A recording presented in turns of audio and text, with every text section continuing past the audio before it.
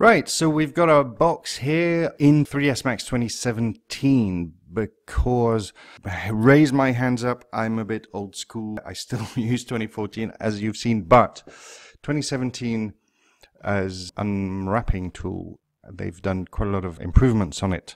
So my slow gradual move over to 2017 finally happening. And also I thought most of you will be on 2017, so I really should be demoing on that, and if you've downloaded it, you'll probably be using that. So anyway, carrying on, we've got our 4-meter UV projection on the box here, set at 4 meters as a square.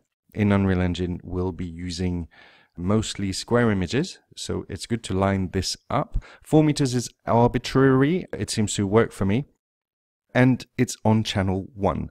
So just to reiterate, on channel 1, we will give the information, the texture mapping information to Unreal for all the textures in the materials, like albedo and roughness and normal maps and all that.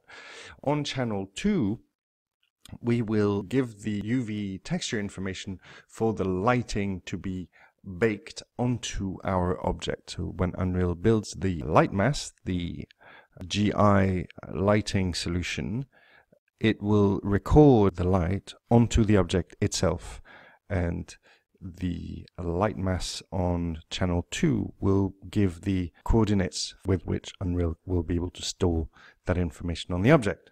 So it's very important that it's done correctly, so really not very difficult.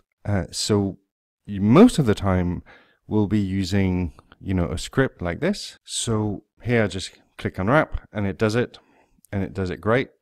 Super quick, super easy. Any export plugin you might be using will do that automatically. However, let's look at what the problems with that are doing. Basically this automatic unwrap, I'm here looking specifically at the green lines on my object, and you can see that there are green lines practically everywhere, which means that it's cut. So here, for example, it's done the ceiling correctly, as the ceiling is one object, but then each panel of wall is one object.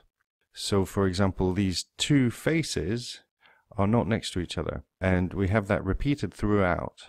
So nothing really corresponds, and when the lighting algorithm will bake the texture, the lighting onto the texture, there might be some artifacts that will creep in where the light here is continuous between these two faces.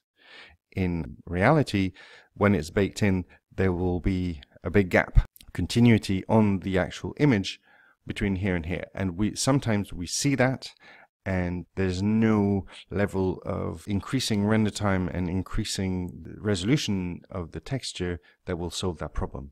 So it needs to be sorted by having a correct controlled UV layout so that we can go and fix the problem very quickly. So all this I'm taking a long time to explain, but in reality it's very quick and very simple, a lot simpler than it seems. So what we want to do first of all is just to remove all these green lines and to take control of them effectively. So I'm going to untick ignore back facing, click the element button here, and then just select everything.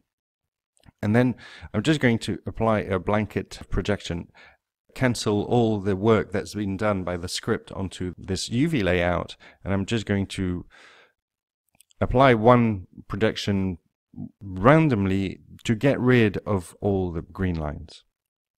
And then I'm going to go back in and select the edges. So for example, now I'm just saying, okay, I want to cut the ceiling out to be a single element. All right, so I've selected the outline of this ceiling, and then I'm going to say here, convert edge selection to seams.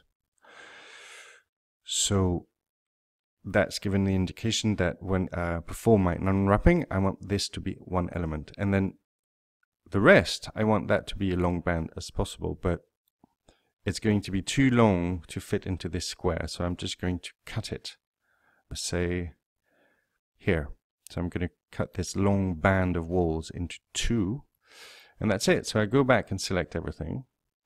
I go in here and say quick peel, and see that instantly it's cut the object where I wanted it. So here it's rotated it. So I'm going to have to rotate this manually, and you know, it's not going to be exact, but it's pretty good.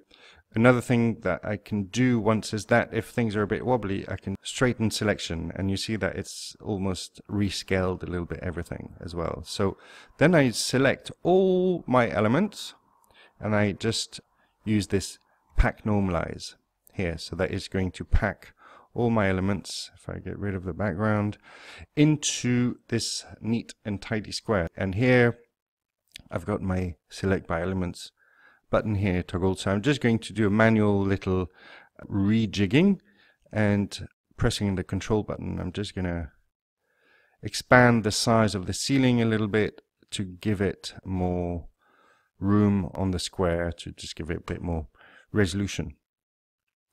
Okay, and then that's it. So let's make sure that's on channel 2, and this object is now totally UV mapped and ready to export into Unreal.